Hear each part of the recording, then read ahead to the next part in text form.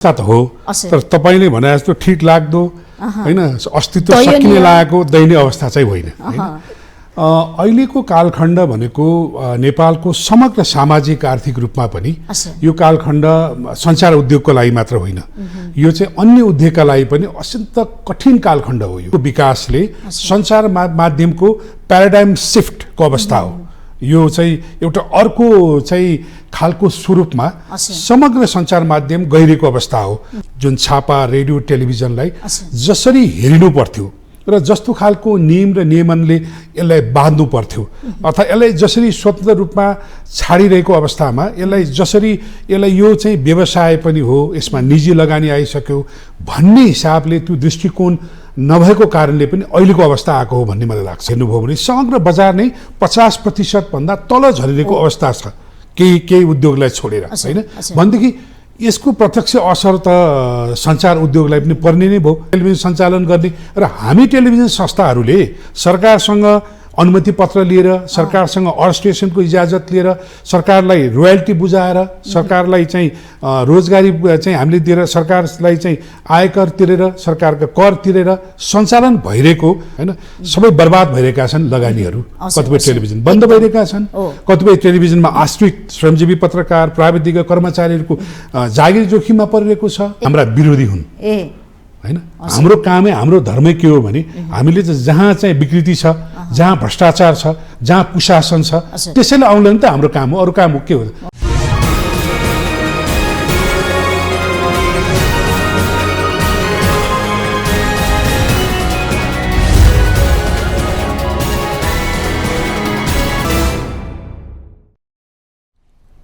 नमस्कार कार्यक्रम आजको सन्दर्भमा स्वागत छ म सचिता बुढाथोकी आज हामी सन्दर्भमा विशेष गरी नेपाली सञ्चार माध्यमको स्थितिको विषयमा चर्चा गर्नेछौं अहिले हेर्ने भने नेपाली सञ्चार माध्यमहरू संकटमा पर्न थालेका छन् त्यसमा पनि कोभिड पछिका समयमा हेर्ने भने नेपाली सञ्चार माध्यमहरू मूलधारका सञ्चार माध्यमहरू आर्थिक संकट लगायतका विभिन्न समस्याहरू झेल्नु परिरहेको छ भनिन्छ सञ्चार बिना संसार छैन भन्छन् यसको महत्त्व हुँदाहुँदै सञ्चारको महत्त्व हुँदाहुँदै पनि तर अहिले यसको नेपाली सञ्चार माध्यमको स्थिति भने खराब भइरहेको छ अस्तित्व नै जगाउन हम्बे परिरहेको छ नेपाली सञ्चार माध्यमको जगतको अवस्था अनि समाधानका विषय यसलाई उकास्नको लागि भइरहेका प्रयासका विषयमा रहेर आज हामी बहस गर्नेछौँ र बहसको लागि आज हामीले बोलाएका छौँ मिडिया अलायन्सका अध्यक्ष हुनुहुन्छ र एभिन्यूज टेलिभिजनका उहाँ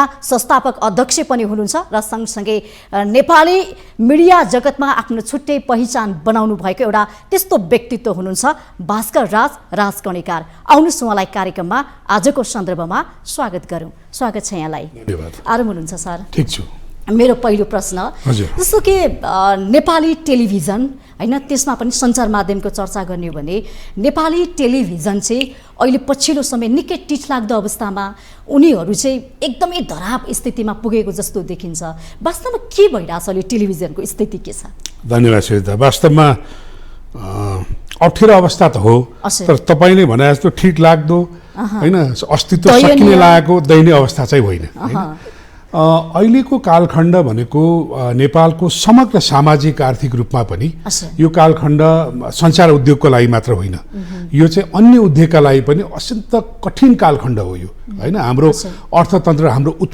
उत्पादकत्व हैन घटिरहेको हाम्रो रोजगारी घटिरहेको हाम्रो समग्र गृहस्थ उत्पादन घटिरहेको अवस्था हो त्यसको प्रत्यक्ष असर सञ्चारमा देखिएको छ छापा रेडियो टेलिभिजन सबै माध्यममा देखिएको छ हैन एउटा विषय अहिलेको अर्थतन्त्रको कारणले गर्दाखेरि अहिले समग्र मुलुकको अर्थतन्त्र नै अप्ठ्यारो अवस्थामा भएको कारणले भएको एउटा विषय भयो हैन अर्को विषय भनेको यति नै बेला के भइरहेछ भनेदेखि नेपालको मात्र होइन विश्वव्यापी रूपमा हैन प्रविधिको विकासले सञ्चार माध्यमको प्याराडाइम शिफ्टको अवस्था हो यो चाहिँ एउटा अर्को चाहिँ खालको स्वरूपमा समग्र सञ्चार माध्यम गहिरेको अवस्था हो त्यो पनि हाम्रो चुनौतीको विषय हो हैन त्यो सँगै अर्को के हो भने निकै लामो कालखण्डदेखि करिबन 2-3 दशकदेखि सरकारले नेपाली आम सञ्चार माध्यम जुन छापा रेडियो टेलिभिजनलाई जसरी हेरिनु पर्थ्यो र जस्तो खालको नियम र नियमनले यसलाई बाँध्नु पर्थ्यो अथवा यसलाई जसरी स्वतन्त्र रूपमा छाडिरहेको अवस्थामा यसलाई यो चाहिँ व्यवसाय पनि हो, यसमा निजी लगानी आइसक्यो भन्ने हिसाबले त्यो दृष्टिकोण नभएको कारणले पनि अहिलेको अवस्था आएको हो भन्ने मलाई लाग्छ। यस्तो सस्टेन हुन चाहिँ गाह्रो भएको छैन त्यसो भए नेपाली टेलिभिजन? यसो छ, अब कुनै पनि उद्योगमा एउटा त्यस्तो पनि अवस्था आउन सक्छ जुन बेला चाहिँ आर्थिक रूपमा यसको सञ्चालनमै अप्ठ्यारो अवस्था आउन सक्छ। अहिले तपाईँले डन्डी उद्योग हेर्नुभयो भने, सिमेन्ट उद्योग हेर्नुभयो भने, दैनिक उपभोग्य उत्पादनहरूको हेर्नुभयो भने समग्र बजार नै 50% भन्दा तल झरिरहेको अवस्था छ केही उद्योगलाई छोडेर, होइन? भनेदेखि यसको प्रत्यक्ष असर त सञ्चार उद्योगलाई पनि पर्ने नै भयो, किनकि विशेष गरेर निजी सञ्चार त यही उत्पादनहरूको विज्ञापन राजस्वबाट मात्र सञ्चालित छन्। यो अन्य राजस्व यसको छैन, होइन? न सरकारको कुनै अनुदान छ, न कतैको चन्दा दान्तव्यले चल्छ, यो त समग्र व्यावसायिक रूपमा चल्छ। यसलाई हेर्ने दर्शकहरू हेर्नका कारणले यसले प्राप्त गर्ने विज्ञापन राजस्वले नै सञ्चालन हुन्छ नि। र यति बेला समग्र अर्थतन्त्र अप्ठ्यारो अवस्थामा परेको हुनाले सञ्चार उद्योग पनि निर्विवाद रूपमा अप्ठ्यारो अवस्थामा छ। तर यति बेला यो अहिलेको मात्र कुरा होइन सर। अहिले के छ भने केही समय अगाडिदेखि भूकम्पदेखि, होइन, नै भनौँ, भूकम्पदेखि एउटा भूकम्पको मारले हामीलाई अलिअलि हल्लाएको थियो। त्यसपछि आएर चाहिँ यो नाकाबन्दी, आर्थिक नाकाबन्दीले पनि केही असर गर्यो। किनभने यो सञ्चार भन्ने उद्योग कस्तो भने यसले प्रत्यक्ष रूपमा अन्य उद्योगहरूले सस्टेन गर्नुपर्ने, अरू उद्योगहरूको आश्रयमा बाँच्नुपर्ने खालको उद्योग हो।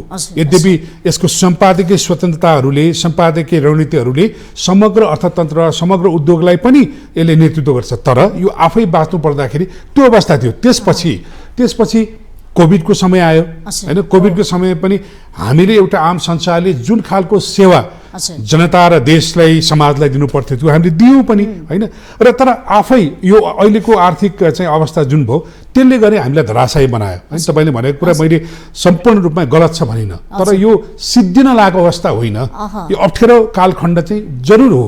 त्यो अप्ठ्यारो भएको कारण चाहिँ केही तात्विक कारणहरू छन् यसका, होइन? यो आफै नै सिद्धिएको जस्तो कि अध्यक्षज्यू, जस्तो कि हेर्ने भने हरेक क्षेत्रमा लगानी हुन्छ, तर विशेष गरी टेलिभिजन क्षेत्रको लगानी चाहिँ अलिक जोखिममा परेको हो कि भन्ने खालको अनुभूति? अब यो टेलिभिजन प्रविधि भनेकै महँगो प्रविधि हो, होइन?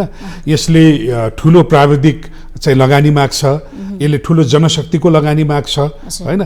यसले सम्पादकीय स्वतन्त्रतालाई जिउँदो राख्नुपर्ने हुन्छ, एउटा प्रोसेसिङ न्युज रुम यसले चलाउँछ, होइन? यो आफैमा एउटा चाहिँ पृथक खालको चाहिँ सञ्चार हो, होइन?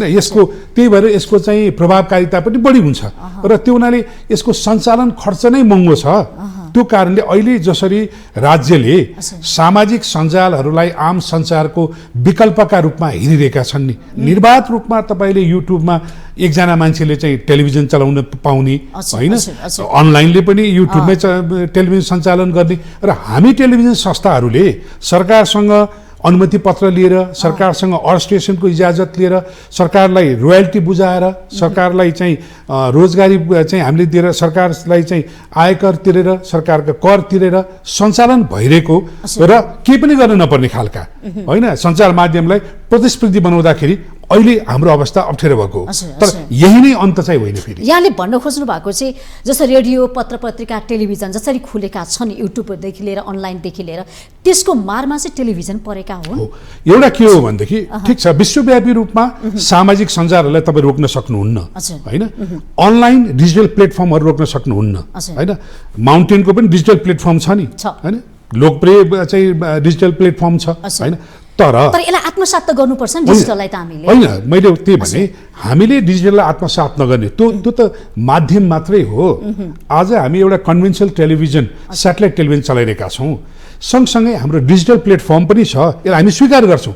तर त्यही इन्टरनेटभित्र आउने, होइन, सामाजिक सञ्जालहरू जो आफ्नो व्यक्तिगत अभिव्यक्ति जाहेर गर्ने एउटा प्लेटफर्म हो, तर त्यसलाई पनि तपाईँले आम सञ्चार माध्यमको जस्तो छुट दिन थाल्नुभयो भने हेर्नुहोस्, आज सामाजिक सञ्जालमा आएका एकदमै, होइन, जुन खालको निर्वाध रूपमा आइरहेका भ्रमपूर्ण खबरहरूले तपाईँलाई कति भ्रमित बनाइरहेको छ, हैन त्यसलाई तपाईले सच्याउँदाखेरि त्यसलाई सही हो कि होइन भन्दाखेरि त आम सञ्चार माध्यममा आएर हेर्नुपर्ने बाध्यता त आज पनि छ होइन तपाईले अहिले छिटो भर्खरै छरितोको नाममा चाहिँ आम केही गलत पनि भइरहेका छन् हो छिटो छरिटो पनि होइन त्यो त टेलिभिजनहरूले पनि प्रत्यक्ष रूपमा लाइभ गर्छ इमिडिएटली जान्छ तत्कालै भइरहेको छ तर जुन खालको अब एकजना मान्छेले आगो बल्दै गरेको चाहिँ सुर्खेतको चाहिँ दृश्य राखेर ल भर्खरै आगो बल्यो भन्नुहुन्छ हामी आफै झुकिन्छ हो कि होइन यो चेक गरौँ होइन यस्ता खालका भ्रमपूर्ण खबरहरूको जुन बाहुल्यताले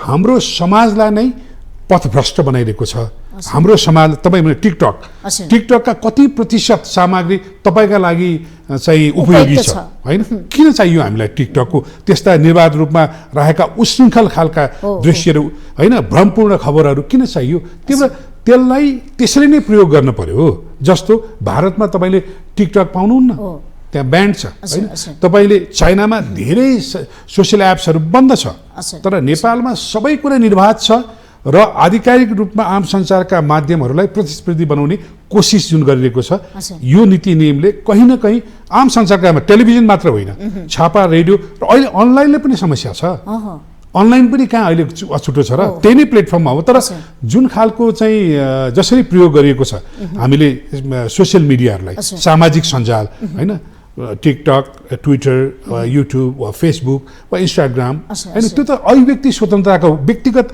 नितान्त निजी खालका विचार हुन् नि त्यो आम सञ्चार माध्यम होइनन् त्यसरी बुझ्नुपर्छ जस्तो टेलिभिजनमा चाहिँ त्यो प्रकारको समस्या छ कि छैन जस्तो कि टेलिभिजन पनि तटस्थ हुनुपर्ने निष्पक्ष हुनुपर्ने होइन जन उत्तरदायी भएर चाहिँ समाचार सम्प्रेषण गर्नुपर्ने भन्ने कुरा छ नि त्यो प्रकारको भूमिकामा टेलिभिजनहरू छन् कि छैन नेपाली टेलिभिजनहरू यसो छ अब सम्पूर्ण रूपमा नेपाली टेलिभिजनहरूले सबै सत्य र तथ्य सन्तुलित होइन कतै नलागिकन तटस्थ बसेर गरेको छ भन्ने दाबी पनि गर्नुहुन्न त्यो गलत हुन्छ होइन किनकि हामीले बोलिरहँदा भन्दाखेरि हाम्रा दर्शकहरूले हामीलाई हेरेका छन् उहाँहरूलाई थाहा छ नि तर त्यस्ता टेलिभिजनहरू जो तटस्थ छैनन् जो सन्तुलित छैनन् जो पक्षधारिता छ त्यस्ता टेलिभिजनको दर्शक त आफै घट्छन् नि होइन र त्यो त कहीँ न कहीँ त्यो व्यवस्थाले हाम्रा दर्शकले होइन व्यवस्थाले त त्यसलाई निर्धारित गर्छ नि त होइन वा यदि मैले खराब गरेँ भने कसैले मलाई होइन तपाईँको टेलिभिजनमा यस्तो छ भने आधिकारिकमा बताउन सक्छन् र कतिपय ठुला चाहिँ विश्वका ठुला सञ्चार माध्यमहरूले क्षमायाचना पनि गर्छ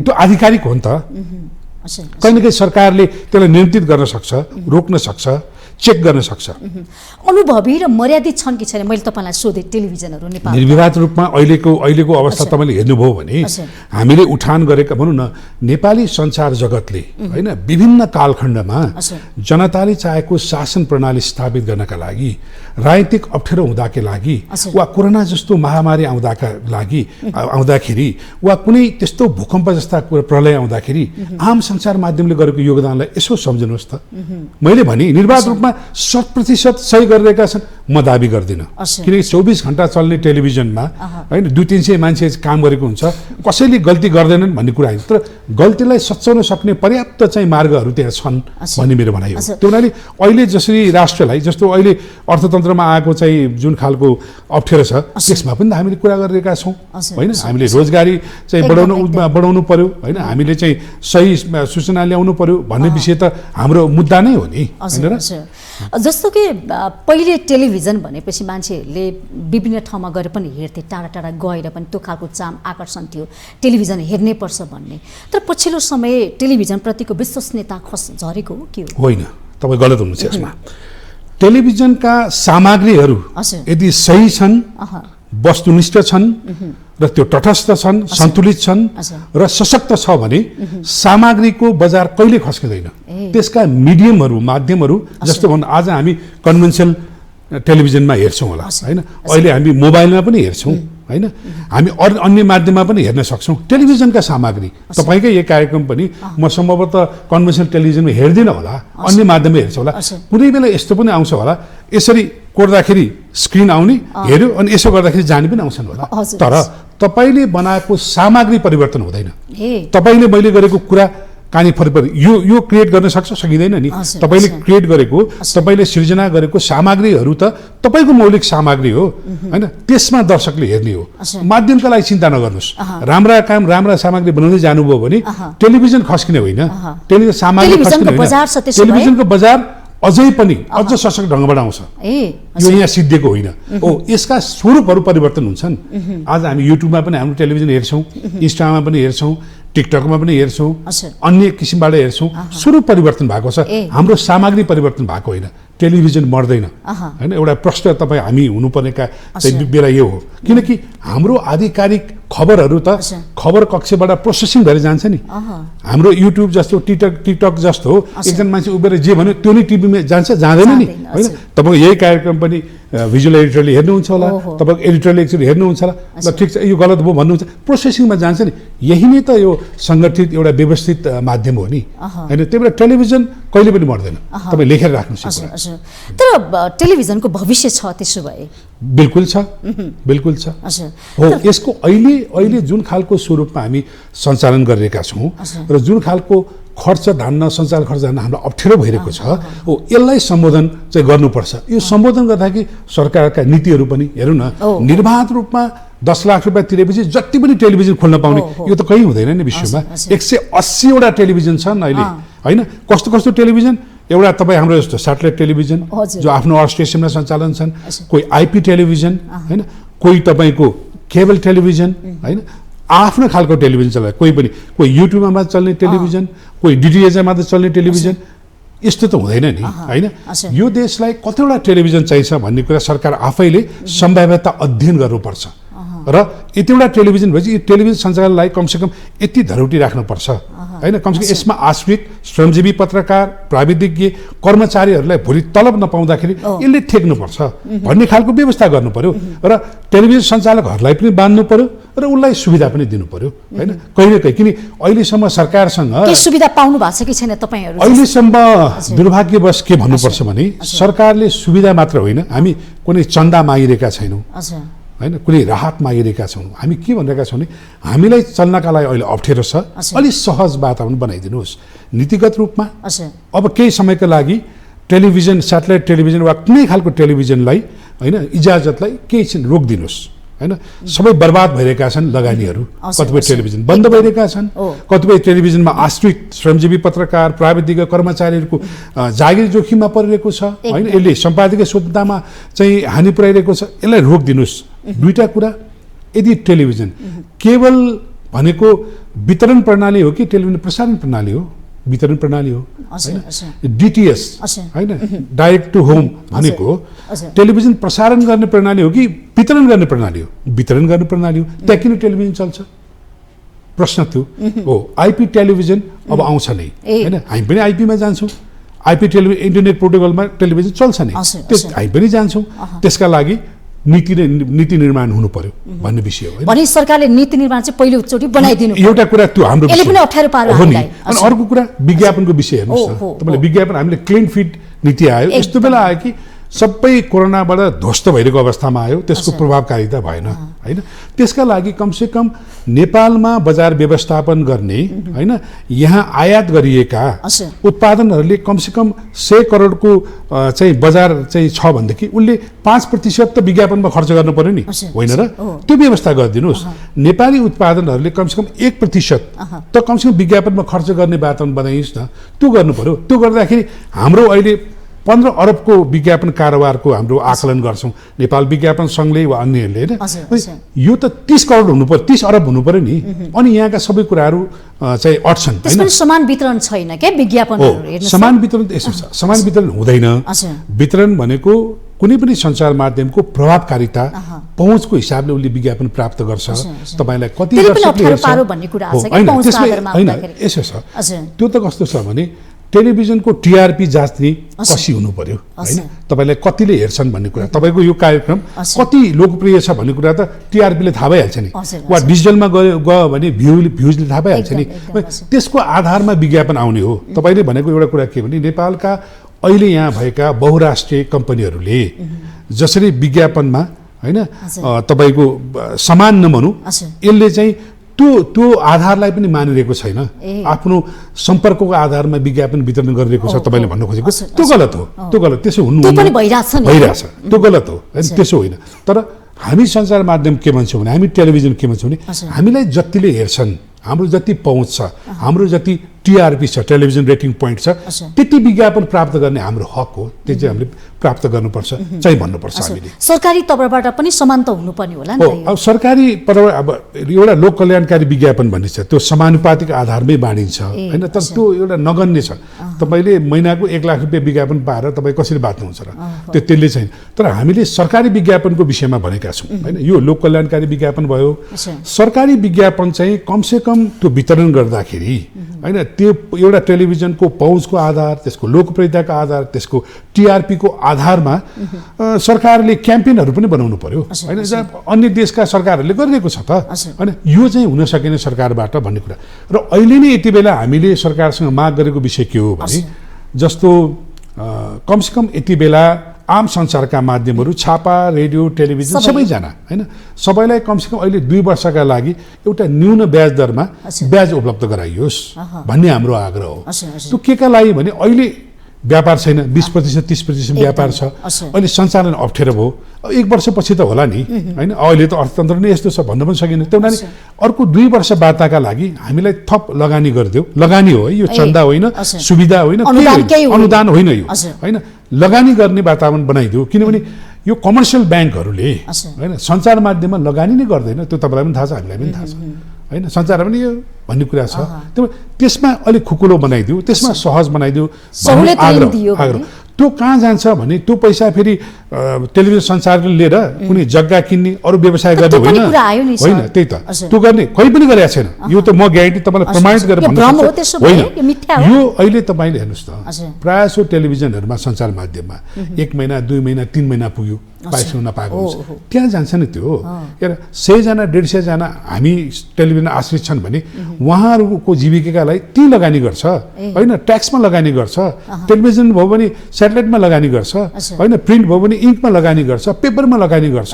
हामीलाई व्यावसायिक रूपमा अड्नका लागि केही ब्याज देऊ, के अरे केही ऋण देऊ होइन, सस्तो ब्याज दरमा देऊ, सकिन्छ भने, होइन भने पुरै ब्याज दरमा देऊ, तर बचाऊ भन्ने आग्रह मात्रै सरकारसँग। अरू आग्रह तपाईहरुको माग भनेको सरकारसँग हामीलाई बचाइदिनु पर्यो हैन। अहिले हामी सस्टेन हुन चाहन्छौँ, बाँच्न चाहन्छौँ। 2 वर्षसम्म कुनै पनि उद्योग देशको अर्थतन्त्रभित्र यस्तो अप्ठ्यारो हुँदाखेरि तपाईँ हेर्नुहोस् न, निर्माण व्यवसायहरूलाई सरकारले सम्बोधन गर्यो। अब हामीले सडकमै जानुपर्ने त, हामी त 10-12 जना मात्रै छौँ स्याटेलाइट टेलिभिजनको हकमा होइन, सम्पूर्ण गऱ्यो भने 20-25 जना मात्रै छौँ, हामी त 25,000 छैनौँ। अब हामी सडकमा कसरी जाने होइन, हामीले हाम्रो विरोधको स्वरूप हामीले तयार पारिरहेका छौँ। यदि सरकारले यो कुरा सुनेन भने हाम्रा विरोधको स्वरूप कसरी आउँछ भन्ने कुरा सरकारले आकलन पनि गर्न सक्दैन। त्यो कुरा मैले आज तपाईँहरूलाई भने, छापा रेडियो टेलिभिजनहरूले सरकारलाई विरोध गर्ने कस्तो खालको स्वरूप हुन्छ भन्ने कुरा सरकार स्वयंले कल्पना गर्न सक्दैन। हाम्रो अन्तिम प्रयास के हो भने, आजै पनि हामी सरकारका केही मन्त्रालयमा जानेछौँ, भेट्दैछौँ, भन्दैछौँ। यो भनौँ न, ठिक छ, एउटा टेलिभिजन लगानीकर्ताको लगानी मात्र डुब्ला, बन्द होला, ठुलो विषय भएन होइन, तर त्यसमा आशय 100, 150, 200 त हरेक टेलिभिजनमा छ। तिनका रोजगारी, पत्रकार, कर्मचारी, कामदार छ, उनीहरूको चाहिँ रोजगारीको विषय सरकारले सोध्नु पर्छ पर्दैन।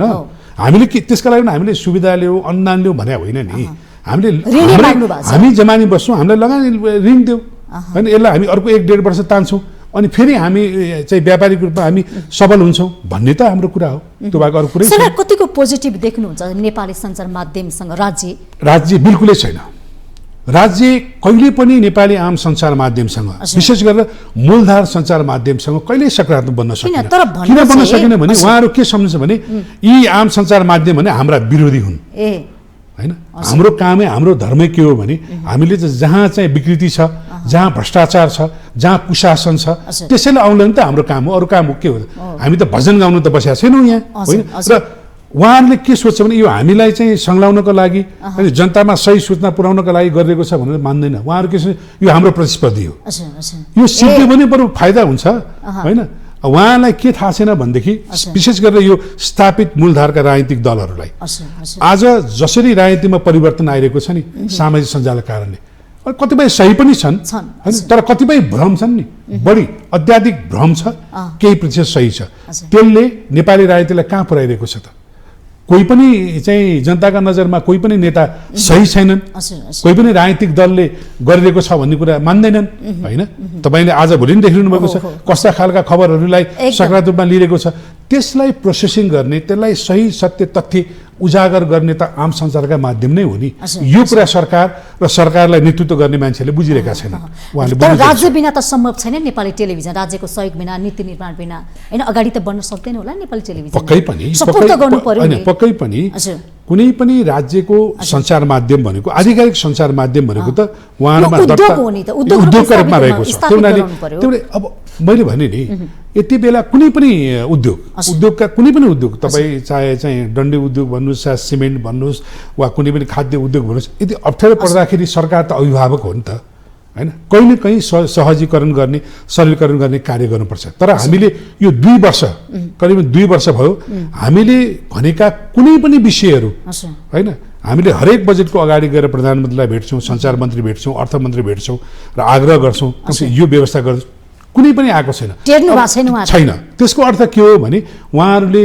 आम संसारको जुन खालको चाहिँ महत्त्व छ उहाँलाई बुझ्नु भएन। त्यो महत्त्व त बुझाउन जरुरी भयो नि त। संचार बिना संसार त छैन भन्छ नि त फेरि। पक्कै पनि त्यो प्रकारको छ नि। तर मैले भने नि नेपालका नेतृत्वदायी पंक्तिमा बस्ने व्यक्तिहरूलाई सामाजिक सञ्जाल भने के हो, आम सञ्चार माध्यम भने के हो, यसको भिन्नतै थाहा छैन। ओहो, छुट्याउन सकेनन्। यो सामाजिक सञ्जालमा जो विज्ञापन गइरहेको छ हैन, 5 अरब 7 अरब त्यो विज्ञापन त विदेश गइरहेको छ पैसा हैन। हाम्रो चाहिँ उत्पादन मात्र हामीले चाहिँ आयात गरेर खाइरहनु परेको छ। हाम्रो डलर बाहिर गयो, हाम्रो आय स्रोत बाहिर गयो भनिरहेका छौँ। त्यति मात्र होइन, विज्ञापनको रूपमा पनि गरेको छ। टिकटकमा जाने विज्ञापन, फेसबुकमा जाने चाहिँ विज्ञापन वा ट्विटरमा जाने विज्ञापनहरू, बुस्ट गर्नेहरू, यो डलर कहाँ गइरहेछ, कसरी गइरहेको छ? यो त हाम्रो अहिलेको चाहिँ आर्थिक नीति अनुसार वा राष्ट्र ब्याङ्कको चाहिँ गाइडलाइन्स अनुसार यो त चाहिँ गैर कानुनी हो, वैदेशिक चाहिँ मुद्रा अपचलन हो। तर किन रोक्दैन सरकार? नेपाल राष्ट्र ब्याङ्कले किन रोक्दैन? यो प्रश्न छ। यो प्रश्न छ नि। अनि यसमा यदि आम सञ्चार माध्यमले खोतल्न थाल्यो भने अनि कहाँ जान्छन्? हाम्रो काम त, हाम्रो धर्म भनेको त यी विकृति, विसङ्गति, भ्रष्टाचार, अनियमितताहरूलाई उजागर गर्ने हो।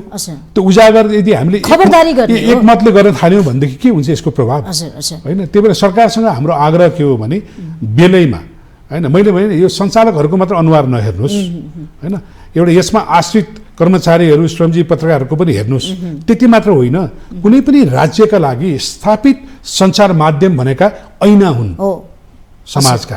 यो ऐनालाई ठिक पार्नुहोस्, सफा गर्न, बचाउने काम गर्नु, जगाउने काम गर्नु। हाम्रो आग्रह त्यो। जस्तो क्लिन फिडको अघि यहाँले चर्चा गर्नुभएको थियो होइन, क्लिन फिड आइसकेपछि चाहिँ नेपाली टेलिभिजनलाई ठुलै राहत होला भनेर हामीले अपेक्षा गरेका थियौँ। त्यो अनुसारको भयो के छ? यसो छ, त्यो हुन खोजेको हो। त्यो सम्पूर्ण रूपमा नकारात्मक होइन हैन त्यसले। तर त्यो जुन बेला आयो, करिबन हामीले उठान गरेको 18-20 वर्षपछि आयो एउटा विषय, र जुन बेला आयो त्यो कोरोनाले ग्रस्त भइरहेको अवस्थामा आयो हैन।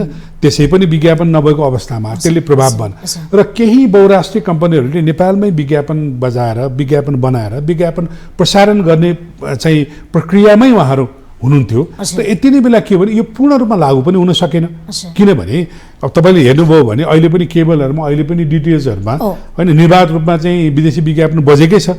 त्यसको प्रभावकारिता नै सही ढङ्गबाट अगाडि बढ्न सकेन। त्यही भएर सबैले प्रश्न गरिरहेको छ यो के गर्ने, यो के गर्ने, अब यसले चाहिँ झन् घटायो भन्छ। होइन, घटाएको होइन, प्रक्रियामा छ, ढिलो भएको छ।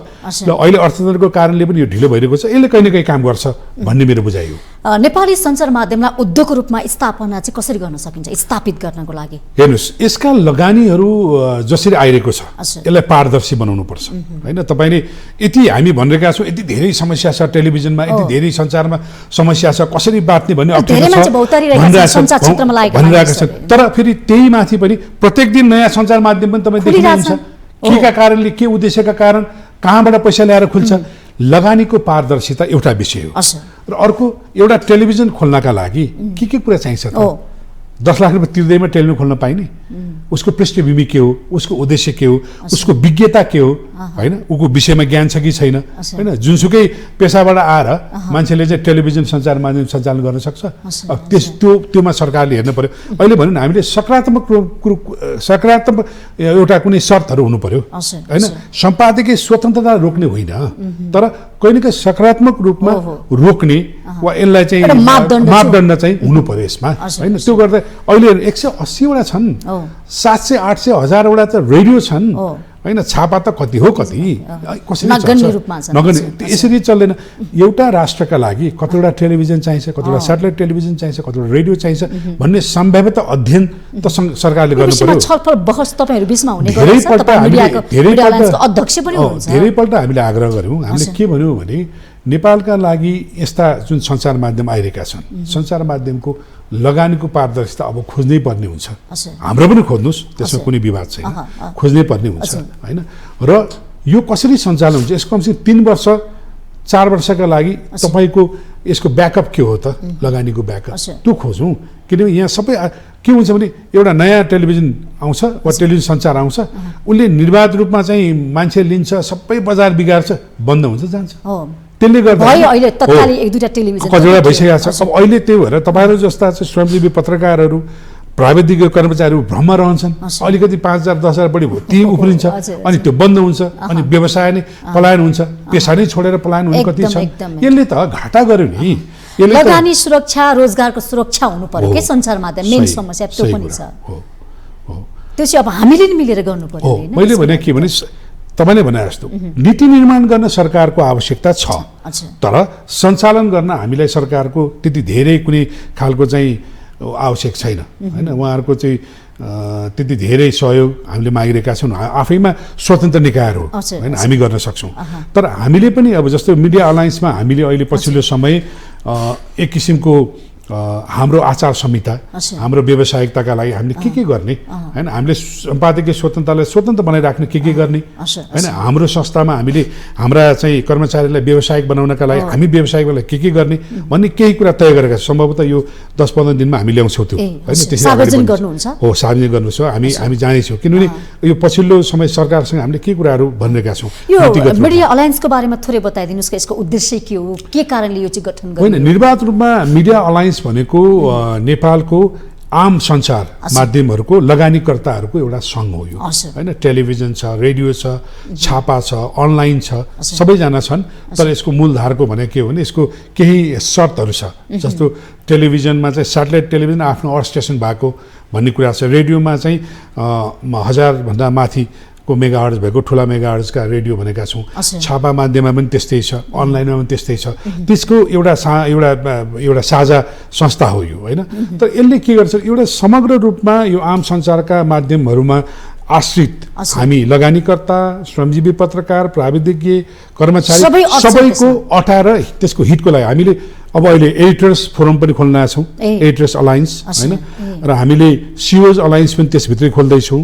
अनि हाम्रो अब लगानीकर्ताको अलायन्स त भइहाल्यो र त्यसमा अरू धेरै कुराहरू हामी चाहिँ यो 10-15 दिनमै यो चाहिँ उजागर गर्दैछौँ। यसले आफ्नो भूमिका अनुसार काम गर्न सकेको छ, उद्देश्य अनुसार? अब यसो छ, हाम्रो अध्यक्षजी हुनुहुन्छ, यहाँले गरेको काम हाम्रो अब मैले नेतृत्व गर्दै गर्दाखेरि हैन, मैले प्राप्त गरेको हाम्रा सदस्यहरूको सहयोग सद्भाव हैन, सधैँ उहाँहरू यो गरौँ भन्नुहुन्छ, लाग्नुहुन्छ, लागिरहेका छौँ। दुर्भाग्यवश यो 2 वर्षमा हामीले गरेका कुनै पनि योजनाहरू, कुनै पनि कुराहरू जो सरकारसँग हामीले मागेर त्यो प्राप्त हुन सकेन। अब अर्को कुरा चाहिँ अब काल परिस्थिति पनि त्यस्तै छ हैन, बजार बढ्न सकेको छैन। हामीले अब अरूले जस्तो भन्नु, अरू चाहिँ अनाधिकारिक चाहिँ माध्यमहरू जस्तो विज्ञापनदाताका गएर चाहिँ बार्गेनिङ गर्ने, अन्य कुरा गर्न सक्ने हाम्रो त्यस्तो पनि व्यावसायिकता रहेन। हामी त्यो गर्न पनि सक्दैनौँ, त्यो गर्ने विषय पनि भएन। अब नेपाली टेलिभिजन त बिल्कुल छैन। तपाईँले पनि अब हेर्नु भएको छ नेपाली टेलिभिजन होला। मैले भने विकृति रहित छ भनेर दाबी मेरो छैन, यसमा विसङ्गति छैन मेरो दाबी। बेला बेला प्रश्न उठ्ने गर्छ, त्यसले गर्दा मैले प्रश्नको उत्तर पनि त सँगसँगै आउँछ, प्रश्नको उत्तर पनि सँगसँगै आउँछ। हो, केही आफ्नो आर्थिक बाध्यताका कारणले, केही अन्य कारणले यी कुराहरू उठि पनि रहेका छन्। अझ समस्या त एकदम भयावह छ। मैले तपाईँलाई भनिहालेँ नि, अर्को 1 वर्ष अर्थतन्त्र यस्तै रहिरह्यो भने थुप्रै टेलिभिजनहरूलाई, थुप्रै सञ्चार माध्यमहरू बन्द हुने अवस्थासम्म पुग्न सक्छ। त्यसैका लागि अब हामीले सामूहिक रूपमा के गर्न सकिन्छ कि भन्ने प्रयास चाहिँ गरिरहेका छौँ। किनकि हाम्रो उद्देश्य भनेको के भने हामीसँग यो संस्थामा आश्रित श्रमजीवी पत्रकार, प्राविधिक कर्मचारीहरू व्यावसायिक रूपमा बाँच्न सकोस्, यसले आर्थिक परनिर्भरता नबिहोरियोस् हैन। अलायन्सको त्यो एजेन्डा पनि यही छ। हो, एजेन्डा पनि यही छ। यसले चाहिँ आर्थिक रूपमा आफूलाई निर्भर बन्नका लागि अन्य माध्यमहरूमा जान नपरोस् भन्ने हाम्रो आग्रह हो। टेलिभिजनहरू चाहिँ आर्थिक रूपमा सक्षम हुनु पर्यो, सबल हुनु पर्यो, यो सशक्त ढङ्गले अगाडि बढ्नु पर्यो। यसको सम्पादकीय स्वतन्त्रता जिउँदो रहनु पर्यो कि हैन। यसलाई हामीले अन्त लान पर्ने अवस्था आयो भने त यो त बन्द गर्दा राम्रो हुन्छ त्यो भन्दा भन्ने हो। त्यो स्थितिमा जानु पर्यो होइन। टेलिभिजनको क्वालिटीको कुरा गरौँ न, के छ गुणस्तर त्यहाँ छ टेलिभिजनहरूमा? अब यसो छ होइन, अब टेलिभिजनको कन्टेन्टमा सामग्रीमा जुन लगानी गर्नु पर्थ्यो त्यो गर्न सकिरहेको छैन। त्यो सबभन्दा ठुलो समस्या हो। अब सञ्चालन नै राम्ररी गर्न सकिरहेको छैन भने उसले थप लगानी कसरी गर्न सक्छ? यो त व्यवसाय पनि हो नि। निजी लगानी भनेको अन्य सरकारी सञ्चार माध्यम जस्तो हो, सरकारले बजेट दिने, सरकारले चाहिँ तलब खुवाउने त होइन। यो त हामीले यहीँबाट चाहिँ सिर्जना गर्नुपर्छ, सञ्चालनबाटै सिर्जना गर्नुपर्छ। यति बेला हामीले थप लगानी गर्न सकिरहेका छैनौँ, त्यो एकदमै ठुलो समस्या हो। दोस्रो कुरा, प्राविधिक रूपमा पनि जुन डिजिटलाइजेसनमा हामी जान पर्थ्यो, जुन डिजिटल प्लेटफर्ममा हामी म्यासिभ रूपमा जान पर्थ्यो, त्यो पनि लगानी हो। जनशक्ति थप्नु पर्यो, लगानी गर्नु पर्यो, प्रविधि राख्नु, त्यो गर्न सकिरहेको छ, त्यो पनि समस्या हो। त्यो हुनाले यी सबै कुरालाई सामूहिक रूपमा गर्नुपर्छ भन्ने अहिलेको हाम्रो निर्णय हो। हामी त्यो निर्णय यो विषयमा पनि छलफल हुन्छ तपाईहरु भइरहेको छ। गुणस्तर त्यहाँ कसरी चाहिँ राम्रो बनाउने, लोकप्रिय बनाउने भन्ने किताबमा पनि हैन। के छ टेलिभिजनको अरु केही चुनौतीहरु देख्नुहुन्छ यहाँले? थप चुनौतीहरु हैन, यसो टेलिभिजनको भविष्य म एकदमै उज्जवल देख्छु हेर्नुस् हैन। तर हाम्रो अहिलेको चुनौती भने के हो भने हाम्रा टेलिभिजन व्यक्तित्वहरूलाई, टेलिभिजन पर्सनालिटीहरूलाई, टेलिभिजनका सम्पादकहरूलाई, टेलिभिजनका प्राविधिज्ञहरूलाई कसरी व्यावसायिक रूपमा टिकाइराख्ने भन्ने सबभन्दा ठुलो चुनौती छ हैन, एउटा। दोस्रो कुरा, हामीले हाम्रा कन्टेन्टहरूलाई कसरी प्रतिस्पर्धी बनाउने, सामाजिक सञ्जालसँगको तपाईको कम्पिटिसन छ हैन। प्रतिस्पर्धा त हिजो चाहिँ तपाईँ मात्र आफू लाइभ गर्नुहुन्थ्यो, अरू टेलिभिजनसँग प्रतिस्पर्धा थियो भने आज त तपाईँसँग बसेका सबैजना चाहिँ रिपोर्टर हो हैन। सबैले फेसबुकमा लाइभ गर्छ, सबैले युट्युबमा लाइभ गर्छ, सबैले टिकटकमा, इन्स्टाग्राममा लाइभ गर्छ, तपाईँ सँगसँगै छ। तर ती व्यक्ति हुन्, तपाईँ संस्था हुन्, तपाईसँग ब्रान्ड छ, त्यो ब्रान्डसँग विश्वसनीयता छ, त्योसँग आधिकारिकता छ, तर अर्कोसँग हुँदैन। त्यो कुरालाई कसरी तपाईँले क्यापिटलाइज गर्ने भन्ने प्रमुख अहिलेको चुनौती पनि हो हैन। अर्को चुनौती भनेको सरकारका यो नीतिहरूसँग कसरी जुझ्ने, कसरी सही गर्ने, यो नीतिहरूलाई कसरी चाहिँ समयानुकूल बनाउने भन्ने अर्को समस्या भने यी चुनौतीहरूलाई हामी पार गर्छौँ। मलाई लाग्छ यो सामूहिक रूपमा जो अलायन्समा हामी आबद्ध छौँ, जसरी हामी गइरहेका छौँ, हामी छिट्टै नै हामी एउटा चाहिँ सामूहिक निर्णयका साथ अगाडि आउँछौँ। केही परिवर्तन हुन्छ त्यसो पक्कै पनि, तपाईहरु लागि पर्नु भएको छ हैन। टेलिभिजन प्रविधिका रूपमा यो कहिले पनि मर्दैन। एउटा कुरा तपाईले विश्वव्यापी रूपमा हेर्नुहोस्, यसका स्वरूप परिवर्तन हुँदै जान्छन्। हाम्रो चुनौती भनेको यो स्वरूप परिवर्तन गर्नका लागि हामीसँग आबद्ध भएका पक्षहरूलाई कसरी जिउँदो राख्ने, कसरी व्यावसायिक बनाइराख्ने, सामग्रीलाई कसरी स्तर उन्नति गर्ने हैन, हाम्रो खबरहरूलाई कसरी सन्तुलित बनाउने, तटस्थ बनाउने, मर्यादित बनाउने, यो हाम्रो चुनौती हो। निष्पक्ष कसरी बनाउने भन्ने यो हाम्रो चुनौती हो। कुना काप्चा सबैतिर टेलिभिजनहरू पुगेका छन्, नेपाली टेलिभिजनहरू सञ्चार माध्यमहरू अहिले त समग्र रूपमा सबै ठाउँमा पुगेका छन्। पहिला चाहिँ हामीले अब स्याटेलाइटको पहुँच भएको ठाउँ मात्र भन्थ्यौँ हैन। अब अहिले त केबलबाट वितरण हुन्छ, डिटिएचबाट वितरण हुन्छ, आइपीबाट वितरण हुन्छ, युट्युबबाट पनि गइरहेछ, अन्य सामूहिक सञ्जालबाट गइरहेछ। अहिले त निर्वाध रूपमा जहाँ पनि हेर्न पाइन्छ। सूचनाबाट कोही पनि वञ्चित छैन अहिले त त्यो कतिजनाले हेर्छन् भन्ने चाहिँ हाम्रो चुनौती हो। फेरि निर्वाध रूपमा पाउँछ, कतिजनाले हेर्छन् भन्ने कुरा चाहिँ हो। त्यही भएर हेर्ने बनाउनका लागि हामीले काम गर्नु पर्यो। त्यो प्रतिस्पर्धा चाहिँ देखिया चाहिँ नेपाली त्यो त व्यवसायिक प्रतिस्पर्धा भइरहनु पर्छ। हामी अलायन्समा सबैजना एक छौँ हैन, 20-22 वटा संस्था छ, सबैका टेलिभिजन छन्, सबैका रेडियो छन्, हामी आफैमा प्रतिस्पर्धी पनि हौँ। तर व्यावसायिक रूपमा संसार उद्योगको कुरा गर्दाखेरि हामी एक भएर जान्छौँ। फेरि संस्था चाहिँ प्रतिस्पर्धी रूपमा रहिरहन्छ। नभए त एकजनाले देखाएको मुद्दा वा खबर अरूले नदेखाउने हो वा अरूले नगर्ने हो वा त्यसलाई चेक एन्ड ब्यालेन्स नहुने हो भने त कसरी सञ्चार माध्यम चल्न सक्छ हैन। त्यसरी जस्तो नेपाली सञ्चार माध्यमका सञ्चालकहरू चाहिँ एक हुनुहुन्छ, त्यसो कुनै विवाद मतभेद त्यस्तो केही छैन? यो एउटा सौभाग्यको विषय हो।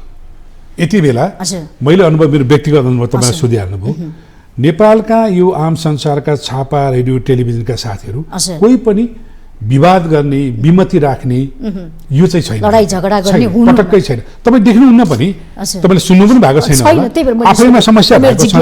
त्यो हुनाले हामीले के बनाउँ भने एउटा उद्योगको कोड अफ कन्डक्ट बनाउँ, उद्योगको आचार संहिता बनाउँ भन्ने लागिरहेका छौँ हैन।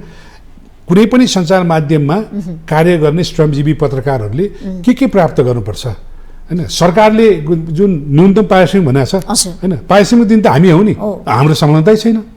अनि कसरी चाहिँ मैले भने उहाँहरूले 30,000 बाहिर राखेर उहाँले 30,000 भन्नु, हामी 50,000 दिन चाहन्थ्यौँ होला नि होइन। त्यसका लागि के गर्नुपर्छ भने छलफल हुनु पर्यो नि, छैन हैन। श्रमजीवी पत्रकार ऐन पत्रकार महासङ्घ पनि भन्छ यो पुरानो भइसक्यो, हामी पनि भन्छ यो कार्यान्वयन हुनै सक्दैन, नयाँ बनाऊ न कार्यान्वयन। आवश्यक छन् कि छैन? छन् होइन, सबै छन्। किनभने कुनै पनि व्यवसायलाई, कुनै पनि पेसालाई मर्यादित बनाउन, अनुशासित बनाउन र त्यसलाई चाहिँ व्यावसायिक बनाउन त नीति नियम त चाहियो नि। सबैले मान्नु सक्ने खालको नीति नियम चाहियो। तपाईँले एकपक्षीय बनाउनु भयो भने त त्यो लागू हुँदैन। अहिलेको अवस्था, अहिलेको समस्या भनेको त्यही हो होइन। मैले भने नि, तपाईँले आफ्नो संस्थामा कार्य गर्ने श्रमजीवी पत्रकारहरू, प्राविधिकीहरू, कर्मचारीहरूलाई खुसी बनाउन सक्नु भएन भने कसरी तपाईँले चाहनुभएको टेलिभिजन सञ्चालन हुन्छ? र त्यो गर्नलाई मैले गर्न सक्ने वा कुनै पनि सञ्चालनले गर्न सक्ने वातावरण त बनाइदिनु पर्यो नि। तपाईको मूल एजेन्डा पनि यही छ यो हैन, अलायन्सको एजेन्डा पनि यही हो नि त हैन। पत्रकार अनि त्यसपछि कामदारको हिसाबमा, कर्मचारीको हिसाबमा हैन, लगानी उद्यमीको विषयमा पनि छ नि त, कसरी सुरक्षित राख्ने भन्ने विषयमा। अब यो यात्रा कहिलेसम्म लम्किन्छ तपाईहरुको? अब यात्रा कहिलेसम्म लम्बिन्छ भन्दा पनि हामी छिट्टै नै, मेरो विचारमा यो महिनाभित्रमै हामी एउटा सामूहिक निर्णयका साथ अगाडि आउँछौँ र त्यसले हाम्रो उद्योगलाई उद्योगको रूपमा केही आचार संहिताहरू बनाउँछौँ। हाम्रो लागि मात्र, मैले भने नि, हाम्रो लगानीको हो, हाम्रो लगानी ठुलो होला, तर लगानी मात्र ठुलो होइन, यसमा आज अन्य रोजगारीका विषयहरू, सम्पादकीय स्वतन्त्रताका विषयहरू र स्थापित एउटा चाहिँ सञ्चार माध्यमको मूल्य र मान्यताका विषयहरू अझ बढी महत्त्वपूर्ण छ। सरकारले यो कुरा बुझ्दैनन्।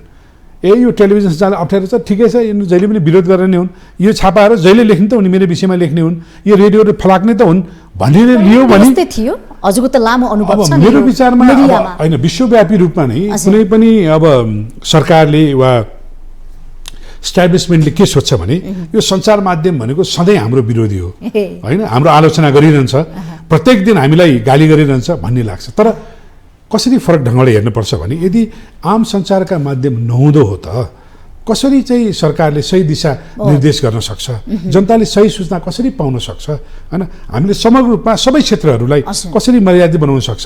यदि सञ्चार माध्यम नै मर्यादित छैन, उनै परनिर्भर छ आर्थिक रूपमा, उनै अनियमिततामा छ भनेदेखि त यो कुरा हुनै सक्दैन। त्यो हुनाले सञ्चार माध्यमलाई स्वच्छ हैन, मर्यादित, तटस्थ बनाउन जरुरी छ। भनेपछि नेपालका सञ्चार माध्यमहरूको सरकारले एउटा समीक्षा, एउटा मूल्याङ्कन गर्न सकेका छैन? त्यसो छैन, अहिलेसम्म त्यस्तो केही गर्न सक्छ। सरकारले यदि आम सञ्चारका माध्यमले बुझेको भए अहिले नेपालको राजनीति, हाम्रो समाज हैन, हाम्रो अहिले देश जता गइरहेको छ यता जाँदैन थियो। यसको भूमिकाको कुनै पनि अर्थ राखेको छैन। तपाईले हेर्नुस् न, 46 सालको जनआन्दोलन कसको बलमा सफल भयो? सञ्चार माध्यमको योगदान हेर्नुहोस्। त्यसपछिको 60-62 को गणतन्त्रको आन्दोलन, जनआन्दोलन हैन, कसको बलमा सफल भयो? र प्रत्येक पल्ट देशलाई अप्ठ्यारो पर्दा, बाढी पहिरो आउँदाखेरि, कोरोना आउँदाखेरि, भूकम्प आउँदाखेरि आम सञ्चार माध्यमले के गरेको छ हैन, यो त समाजले हेरिरहेकै पक्ष हो नि। हरेक दिन उनले चाहिँ आलोचना गर्छ, विकृति विसङ्गतिमा चाहिँ प्रश्न गर्छ, भ्रष्टाचारमा प्रश्न गर्छ, हरेक दिन व्यक्तिलाई, संस्थालाई, सरकारलाई उनले चाहिँ झकझकाइरहेको हुन्छ। तर समाजलाई पर्दाखेरि उनै एउटा हैन बलियो खम्बा भएर उभिन्छ। आम सञ्चार भनेको त्यो माध्यम हो, त्यसलाई यसरी राख्नुपर्छ। कुनै पनि, मैले भन्छु नि, ठिक छ, एभिन्यू टेलिभिजन मेरो निजी सम्पत्ति हो हैन, तर त्यो खबरको रूपमा सम्प्रेषण गरेर स्याटेलाइटमा गएपछि त्यो सार्वजनिक हो, त्यो निजी रहँदैन हैन। त्यहाँ मेरै खबर आए पनि मैले रोक्न सक्ने हुँदैन, तपाईँले त्यति स्वतन्त्र राखेको हुन्छ। यो कुरालाई बुझ्दिनु पर्यो हैन। मैले भने कहीँ न कहीँ हाम्रो पनि चाहिँ कतै विमति रहन्छ कुनै खबरहरूमा, तर त्यो खबर त खबर कक्षले चाहिँ सम्प्रेषण गरेर पठाएपछि, सम्पादित गरेर पठाएपछि त्यसले स्वीकार गर्नुपर्ने हुन्छ हैन।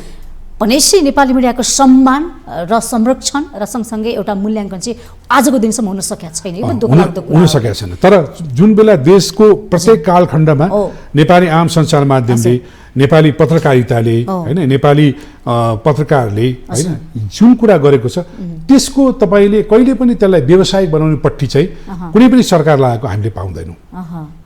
सरकारले यो कुरामा चाहिँ विचार पुर्याएको छैन हैन। नेपाली मिडियालाई चाहिँ अझ पनि जोगाउनु पर्छ, अप्ठ्यारो स्थितिमा छ भने तपाईहरु भनिरहनु भएको छ, अझ पनि सुन्ने प्रयासमा छैन सरकार। त्यो त थप कुरा मात्रै हो भने यसलाई नियमित नै बनाउन सकिरहेको छैन। यसका नीति निर्धारण नै त्यही छैन। मैले भने यो देशमा 180 वटा टेलिभिजनको आवश्यकता छ। यो त कसले सोध्ने? जसले अनुमति दिन्छ उसले सोध्नु पर्यो नि, हजुर। होइन र? मैले अनुमति प्राप्त गरेर चलाइरहेको मान्छे सोचेर वा मिडिया अलायन्सले सोचेर के हुन्छ र? हजुर। सञ्चार माध्यमले सोचेर हुँदैन नि, यो त सरकारले सोध्नु पर्यो, सूचना मन्त्रालयले सोध्नु पर्यो, होइन र? सोध्दैन, हजुर। होइन? यहाँ निर्वाध रूपमा चाहिँ सामाजिक सञ्जालहरूमा डलर चाहिँ बाहिर पठाएर चलाइरहेका छन् र भ्रमपूर्ण खबर सम्प्रेषण गरिरहेका छन्, होइन? कति चाहिँ भ्रमहरू बाँडिरहेका छन्, त्यसलाई कसले चाहिँ त्यसलाई नियन्त्रण गर्ने? यसलाई विकासको रूपमा लिने कि विकृतिको रूपमा लिने? यसो छ, कम विकास बढी विकृति, ए हजुर, होइन? धेरै कम विकास। मैले भने नि तपाईँ यसो टिकटक हेर्नुहोस् एक घन्टा, एकदम। मलाई के लाग्छ भने यो किन नाचिरहेका छन्, किन गाइरहेका छन्, किन त्यस्ता खबर दिइरहेका छन्, मान्छेलाई आगो बाल्ने खालको, केका लागि, र त्यसले कता लैजान्छ समाजलाई, होइन र? कुनै टेलिभिजनमा तपाईँ त्यस्तो देख्नुहुन्छ?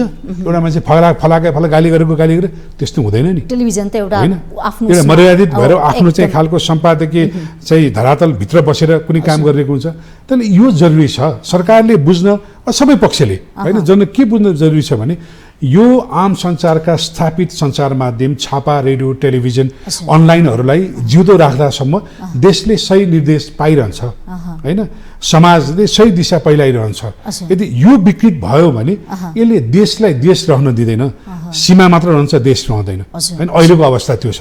त्यसले बेलैमा सबै पक्ष, हामी पनि सञ्चार माध्यम पनि संयमित बन्नुपर्छ, अनुशासित बन्नुपर्छ, त्यो कुनै त्यसमा फरक छैन हामीलाई पनि। तर समग्र रूपमा, होइन, राज्यलाई हेर्ने निकायहरूले सञ्चार माध्यमलाई यसरी हेर्नुपर्छ भन्ने आग्रह। त धेरैलाई रोजगार दिएको छ नि नेपाली सञ्चार माध्यमले, हेर्ने हो भने पनि उद्योगको रूपमा छ नि त। पक्कै यसका लगानी तपाईँ हेर्नुहोस् न, अब पछिल्लो समय खोलेका टेलिभिजनहरूले 50, 60, 70, 100 करोड लगानी गरेर आएका टेलिभिजन छ। उनको लगानी डुब्दाखेरि कसको लगानी डुबे? स्वदेशी लगानी डुबी नै होइन र? होइन, त्यसले बाहिरको लगानी त डुबेन, होइन? अब त्यो हेर्ने जिम्मेवारी सरकारको हो कि होइन? हाम्रो प्रश्न थियो, होइन? हामीले भन्दा के लाग्छ, प्रतिस्पर्धी आयो तिमीलाई यो रोक्नु खोज्छ भने होइन। हामी सम्भाव्यता अध्ययन गरौँ, कतिवटा टेलिभिजन चल्छ, किनकि नेपालका कुनै पनि सञ्चार माध्यमहरू सञ्चालन हुने एउटै राजस्व भनेको विज्ञापन राजस्व मात्रै हो, अन्य कुनै छैन, होइन? विज्ञापन राजस्व कति छ त भने हामी 15 अरब हाराहारीमा विज्ञापन कारोबार हुन्छ वार्षिक रूपमा भन्छौँ। अहिले कति छ त? अहिले त 70% घटेको अवस्था हो अहिले। कसरी बाँचिरहेको छ सरकारले हेर्नुपर्छ पर्दैन? नेपाल राष्ट्र ब्याङ्कले त्यो बाहिर गइरहेका विदेशी मुद्राहरूको व्यवस्थापन गर्नुपर्छ कि पर्दैन? मैले भने नि, हो, प्रविधि नयाँ आउँदाखेरि हामी पनि त्यो प्रविधिसँग जानै पर्छ। म डिजिटलसँग वा अनलाइनसँग वा इन्टरनेट माध्यमहरूसँग मेरो विमति होइन, हामी पनि जान्थ्यौँ, हो, हामीलाई पनि त्यसैबाट हेरिरहेका छन्। अहिले कन्भेन्सनल टेलिभिजन हेर्ने जमात त धेरै कम हुँदै गएको छ, होइन? केबलबाट, डिटिएचबाट, होइन? तर आइपीबाट हेर्ने वा कुनै एपबाट हेर्ने वा युट्युबबाट हेर्ने अन्यबाट त हाम्रा पनि दर्शक छन् नि। यो त एउटा विकासै हो नि। तर त्यसलाई त हाम्रो खबर कक्षले सम्पादित गरेर एउटा प्रोसेसमा गएको हुन्छ नि। हामी त तपाईँ चाहिँ उभिएर सिधै जे मन लाग्छ बोलेर हाले जस्तो होइन यो, होइन? जबकि आम यो सामाजिक सञ्जालहरूले त त्यही गरिरहेका छन्, होइन? जथाभावी बोलिरहेका छन्, जसलाई जे पनि भन्न पाइन्छ, होइन? त्यसमा कुनै गरिरहेका छन्। त्यो हुनाले कलह मच्चा छ नि यो सामाजिक सञ्जाल, समाजलाई भड्किलोतिर लगेको छ, समाजलाई विकृत बनाइरहेछ, होइन? अब मैले भन्छु सरकारले तय गरेका कुनै पनि एजेन्डा किन पनि सफल हुँदैन वा केही सफल भएको एजेन्डाको जस किन पाइरहेका छैन, त्यो सरकारले सोच्ने बेला हो। किनकि सत्य तथ्य त अगाडि आइरहेको छैन, होइन? कतिपय कुरा गलत गरिरहेका छन्, ती गलत भन्दाखेरि पनि उहाँहरूले पचाउन सकिरहेको छैन, होइन? कतिपय सही गरेको कुरालाई सही भन्न पनि सकिरहेका छैन। त्यो के कारणले भन्दाखेरि अनियन्त्रित, अमर्यादित र अवैधानिक सञ्चार माध्यमको बाहुल्यता बढ्दै गएको छ, त्यो कारणले भएको। त्यो अहिले पछिल्लो समय वात्तै देखिन्छ, होइन? धेरै मात्रामा खुलेका छन् यी छापा मिडियाहरू, होइन? उनीहरू चाहिँ मर्यादित नभएर एउटा हुन्छ निर्धारित मापदण्ड पुरा नगरिकन खोलिसकेपछि त्यो समस्या चाहिँ अहिले उत्पन्न भयो, होइन? न्युज भनेको के प्रोसेसिङ हुन्छ कि, खबर भनेको सम्पादन कक्षमा छिरेर, होइन? तपाईँले रिपोर्ट गरेर ल्याउनुहुन्छ, तपाईँ स्क्रिप्ट लेख्नुहुन्छ, त्यसलाई तपाईँको सम्पादकले हेर्छ, यो एङ्गल ठिक छ, यो एङ्गल ठिक भन्नु हुँदैन भन्छ। त्यसपछि तपाईँ भिजुअल दृश्य सम्पादकले जान्छ, उसले दृश्य सम्पादन गर्छ, दृश्य सम्पादन गरेपछि उसले फेरि रिपोर्ट डेस्कमा पठाउँछ, अनि एमसिआरमा जान्छ, न्युज एङ्करले पढ्छ, अनि कति लामो प्रोसेस छ हेर्नुहोस् त। यो युट्युबमा टिकटकमा बोलाए जस्तो हो र? होइन नि। त्यस्तो खालको सम्पादित भएको खबरहरूको बाहुल्यतालाई तपाईँले घटाउन थाल्नुभयो, अच्छा। कम मूल्याङ्कन गर्न थाल्नुभयो भने व्यवस्था गर्न थाल्नुभयो भने त गलत खबरले प्रशय पाउँछ नि। सञ्चार भनेकै त्यो मर्छ नि त मुलुकमा। अनक्रेडिबल चाहिँ न्युजहरूले हैन यो भ्रमपूर्ण खबरहरूले प्रशय पाउँछ नि त हैन। विश्वसनीयता भन्न तपाईँ माउन्टेन टेलिभिजनले एउटा खराब चाहिँ मुद्दामा चाहिँ तपाईँले मिसन खबर देखाउनु भयो, भोलि नै तपाईँलाई प्रश्न उठ्छ नि, तपाईँले आफूलाई सच्याउनुहुन्छ के छ त तथ्य वा सही छ भने तपाईँ देखाउनुहुन्छ, तथ्य यो हो भनेर हैन। त्यो त एउटा खालको एउटा सिद्धान्त छ नि त्यसभित्र, आदर्श छ टेलिभिजन, पत्रकारिताको सिद्धान्त भित्र रहेर तपाईँ काम गर्नुहुन्छ नि। टेलिभिजनको आदर्श मूल्य मान्यता पनि छन्, ठीक हो। तर युट्युबहरूको सामाजिकहरूको न मूल्य मान्यता छ, न एउटा आदर्श छ, न विचार छ। जे पनि बोलिरहेको हामी त्यो देख्नु, त्यसमा चाहिँ कडाइ गर्नु पर्छ सरकारले हैन। संसार कहिले भन्नु न मैले भारतमा तपाईँ टिकटक पाउनुहुन्न हैन, तपाईँले चीनमा जानुभयो भने तपाईँ युट्युब पाउनुहुन्न, फेसबुक पाउनुहुन्न हैन र के अरे ट्विटर पाउनुहुन्न। अब त्यो किन त? त्यो के कारणले बन्देज गरे होला नि? के कारण त छ नि हैन। सम्पादकीय स्वतन्त्रताका नाममा, वाक स्वतन्त्रताका नाममा जसलाई जे पनि भन्न पाइन्छ भन्ने समाज हाम्रो नेपालमा भए अन्त छैन हैन र। जसलाई जे पनि भन्न पाइन्छ हामी पुगिसक्यौं है। पक्कै पनि भनौँ न, तपाईको टेलिभिजनमा रहेका कोही पनि रिपोर्टरले हैन, कोही पनि खबर प्रस्तुताले, कोही पनि कार्यक्रम प्रस्तुताले त्यसरी बोल्छ नि त, बोल्दैनन् नि हैन। तपाईँको आफ्नो मर्यादा, तपाईँको आफ्नो घेरा, तपाईँको सम्पादकीय चाहिँ लाइनअप एउटा त हुन्छ नि, त्यसमा बोल्नुहुन्छ। तर त्यो नै सबै हामीले भत्कायौँ कि सामाजिक सञ्जालको नाममा भत्काएँ। म सामाजिक सञ्जालको विरोधी होइन, म पनि सामाजिक सञ्जालमा धेरै सक्रिय हुने मान्छे हो, तर मैले म ट्विटरमा बौद्धिक जमातको एउटा मञ्च हो भन्ने ठान्थेँ हैन। म अहिले हेर्छु, म पढ्न सक्दिनँ, त्यति अश्लील खालका कुराहरू लेखिएका हुन्छन् हैन। केका लागि हो त्यो? त्यस्ता माध्यम त बन्द गर्नु सही हुन्छ हैन। हैन, कतिपय जनप्रतिनिधिहरू पनि सामाजिक सञ्जालमा लाइभ आएर जे पनि बोलेको पनि हामीले पायौँ। त्यही त भन्छु, सबै प्रकारको विकृति मैले त्यसले समाजलाई भ्रष्ट बनाइरहेको छ। हामी एउटा बोल्ने मञ्च हुन्थ्यो कि टेलिभिजनमा जाने अथवा कहाँ गएर आफ्नो विचार राख्ने एउटा लेभल, एउटा स्थिति स्थान हुन्थ्यो नि, तर अहिले छरपष्ट भएको त्यो स्थान। त्यो महत्त्व हामीले बुझ्यौँ। त्यही त मैले भनेको नि, यो यस्तो राज्यले सबै कुरालाई त नियमन गर्छ नि हैन, अनुगमन गर्छ नि हैन। हामी खाद्य चाहिँ वस्तुमा अखाद्य कुरा पर्यो भने नियमन गर्छौँ हैन, भनेदेखि यो त बौद्धिक खुराक हो नि। बौद्धिक खुराकमै यस्तो विसङ्गति, विकृति हैन, यो अखाद्य चाहिँ मानसिक स्तर, त्यो कुरालाई तपाईँले त त्यसलाई रोक्नु पर्यो नि हैन, कहिले कहीँ नियन्त्रित गर्नु पर्यो, नियमन गर्नु पर्यो नि हैन। त्यो कुरा नै छैन। सरकारसँग हामी सामाजिक सञ्जालमा चाहिँ अब म यो खान्छु, यो खाँदिन, यो मासु खान्छु भनेर दुई पक्षको झडप हेर्नुस् न कस्तो। मैले तपाईँका विषयमा कुनै प्रतिक्रिया दिनु पर्यो भने मैले मर्यादित भएर आफ्नो हैन सभ्य भाषाले दिनु पर्यो नि। एउटा सभ्य समाजमा त त्यो हुन्छ। मैले तपाईँलाई चाहिँ अपशब्द प्रयोग गाली गर्न पाउने खालको स्वतन्त्रता कस्तो स्वतन्त्रता हो यो? यस्तो स्वतन्त्रता त हुँदैन विश्वमा। हजुर, अब हामी कार्यक्रमको अन्त्यमा छौँ। जाँदा जाँदै टेलिभिजनका बारेमा सन्देश दिनको लागि दर्शकहरूलाई, तपाईँ जस्तो सञ्चालकहरूलाई के सुझावहरू छन् सरकारलाई? अब म के भन्छु भने सञ्चार माध्यमका सञ्चालकहरूले 100% सबै कुरा सही गर्छन् त्यो दाबी मेरो कहिले पनि छैन, रहँदैन पनि हैन। यत्रो धेरै चाहिँ पत्रकारहरू, यति धेरै कर्मचारी रहेको यति ठुलो संस्थामा कहीँ न कहीँ तलमाथि हुन सक्छ, तर त्यसलाई सच्याउन सक्ने प्रशस्त आधारहरू हुन्छन् हैन। त्यो हुनाले समाजलाई, देशलाई सही दिशाबोध गर्न हामीले आधिकारिक खालको हैन, हामीले एउटा चाहिँ मर्यादाभित्र रहेका सञ्चार माध्यम जो आम सञ्चारका माध्यम छ, छापा, रेडियो, टेलिभिजन, यसका अनलाइनहरू पनि सबै हुन्, लाई व्यवस्थित बनाउनुपर्छ भन्ने एउटा कुरा। अरू कुरा टेलिभिजन सञ्चालकहरूलाई पनि, टेलिभिजन मान्छेले भन्नु अब हेर्नै छोड्यो भन्छ, हेर्ने पहिला पनि त्यही भन्थ्यो। पहिला के भन्थ्यो भने दर्शक घटे भन्ने आज तपाईँले आजभन्दा पनि 10-15 वर्ष अगाडि पनि के भन्थ्यो भने नेपाली टेलिभिजन त हामी हेर्दैनौँ, हामी त विदेशी टेलिभिजन हेर्छौँ भन्नेहरूको जमात थियो। तर तिनै जमात हो जसले नेपाली टेलिभिजन हेर्थ्यो हैन। आज मान्छेले हामी टेलिभिजन खोइ नहेरेर कति भइसक्यो नखोले हो, टेलिभिजन खोल्नुहुन्न। तपाईँले तपाईँको सामाजिक सञ्जालहरू मार्फत डिजिटल प्लेटफर्ममा टेलिभिजन हेरिरहनु भएको छ। तपाईँको सामग्री, तपाईँको कन्टेन्ट मरेको छैन, तपाईँको उपयोगिता, तपाईँको महत्त्व सिद्धिएको होइन, हाम्रो सञ्चालनमा अप्ठ्यारो आएको। यसलाई तपाईँले पार लाउनु भयो भने यो टेलिभिजन माध्यम अझै पनि व्यवस्थित रूपमा अगाडि बढ्न सक्छ। कुनै पनि सञ्चार माध्यम यदि व्यवस्थित छ भने अगाडि बढ्न सक्छ। यसमा कुनै पनि तपाईँले शङ्का गर्नुपर्ने ठाउँ छैन। त्यही भएर सबैमा म आग्रह के गर्छु भने यसलाई व्यवस्थित बनाऊ। यो सञ्चालकहरूको लागि मात्र होइन, यो देशका लागि, समाजका लागि नेपालको राजनीतिका लागि, विकासका लागि, अर्थतन्त्रका लागि यही नै आत्मनिर्भर बन्नको लागि यो दिशा नै ठिक हो। यसैलाई अगाडि बढाउनुपर्छ। यो विषयमा चाहिँ यो पाटोमा चाहिँ हामी लाग्न सक्यौँ भने चाहिँ नेपाली टेलिभिजनको वृद्धि विकास हुँदैछ, समग्र मुलुकै वृद्धि विकास हुन्छ हैन? हस्, यो विशेष संवादको लागि जुन समय दिनुभयो त्यसको लागि धन्यवाद छ। धन्यवाद। हजुर, कार्यक्रम आजको सन्दर्भमा हामीले बोलाएका थियौँ मिडिया अलायन्सका अध्यक्ष, त्यसै गरी एबी न्युज टेलिभिजनका सञ्चालक हुनुहुन्थ्यो भास्कर राज कर्णिकार। उहाँसँग विशेष गरी अहिले पछिल्लो समय नेपाली सञ्चार माध्यममा देखिएका समस्या, चुनौती र समाधानका विषयमा रहेर छलफल गरेका थियौँ। कार्यक्रमबाट म पनि बिदा हुन्छु। माउन्टेन टेलिभिजन HD हेर्दै रहनुहोला। नमस्ते।